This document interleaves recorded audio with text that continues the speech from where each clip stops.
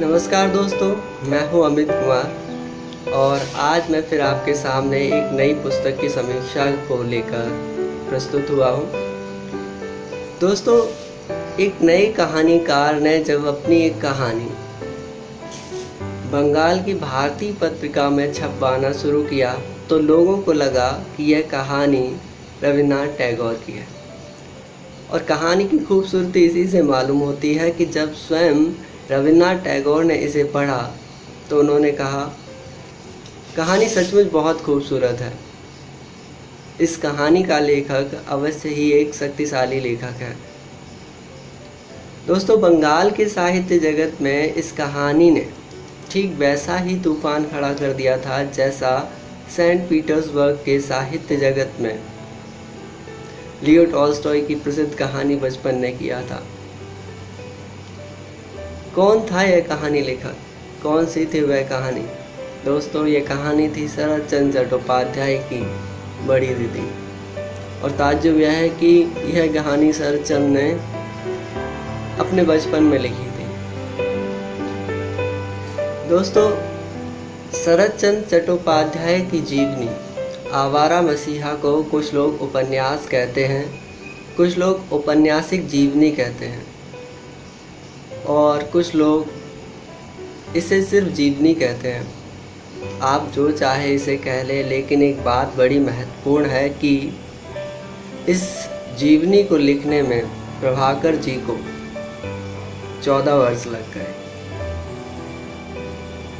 दोस्तों, बहुत से लेखक ऐसे हैं जिनके व्यक्तिगत जीवन के बारे में कोई नहीं जानता कि वे अपने व्यक्तिगत जीवन में कैसे थे। वे दुष्चरित्र थे, सच्चरित्र थे, अच्छे थे, बुरे थे, कोई नहीं जानता। लेकिन शरत चंद्र चट्टोपाध्याय ने अपने व्यक्तिगत जीवन के बारे में ऐसा कभी कुछ न किया। लेकिन दोस्तों, शब्दों पर मत जाइए। 21 साल के शरत जब काम की तलाश में कलकत्ता से रंगून निकले तो कुछ न मालूम था कि जीवन कैसे चलेगा। लेकिन जब भी वे रंगून से कलकत्ता वापस आते तो कभी भी वे अपने परिवारों, मित्रों, रिश्तेदारों के घरों में न रुकते।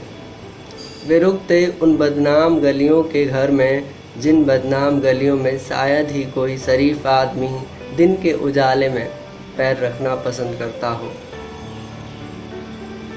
उन्होंने शराब पी और फिर छोड़ दी, लेकिन खाली बोतल वे ऐसी जगह पर रखते कि हर आने जाने वाले को दिखाई दे। शरत क्यों करते थे ऐसा? क्या कारण था आखिर ऐसा करने का? लेकिन जो भी वे करते, ताज्जुब नहीं कि शरत युवावस्था में बहुत बदनाम हुए। यह बता दूं मैं आपको कि शरत के स्त्री पात्र कोई सती सावित्री छवियों वाले नहीं हैं। वे पात्र हैं उन बदनाम गलियों के घरों में रहने वाले जिन बदनाम गलियों से बातचीत करना कोई पसंद नहीं करता। उन बदनाम चेहरों के अपमानों की, उन बदनाम चेहरों के छिपी अच्छाइयों की, उनके दुखों की कहानियाँ शरत ने लिखी हैं। साधारण होना अपने आप में एक बड़ी समस्या है और इस समाज में बुरा होना तो नफ़रत को जीना है। क्या इस नफ़रत के बदले सभ्य समाज को कुछ भी नहीं मिलना चाहिए? अवश्य मिलना चाहिए, एक उपहास।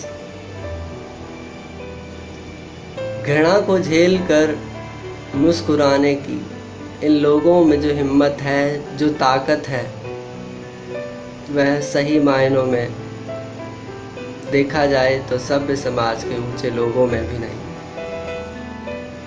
अभिनेता जिस तरह से बांध लेता है अपने अभिनय से दर्शकों को, ठीक उसी तरह से शरत ने अपनी बुरी आदतों के अभिनय से सभ्य समाज का मजाक उड़ाया और शायद इसी कारण वे सभ्य समाज का व्यक्ति बनकर उन्होंने कभी जीवन नहीं जीना चाहा। तो नहीं, शरत ने जो जिया और जो लिखा उसकी कई परतें उखाड़ती हुई यह किताब, सच मानिए, कुछ न बताएगी आपको, सिवाय इसके कि क्यों मसीहाओं के घर नहीं होते। दोस्तों, अगर यह वीडियो आपको पसंद आया हो तो प्लीज़ लाइक करें, शेयर करें। धन्यवाद।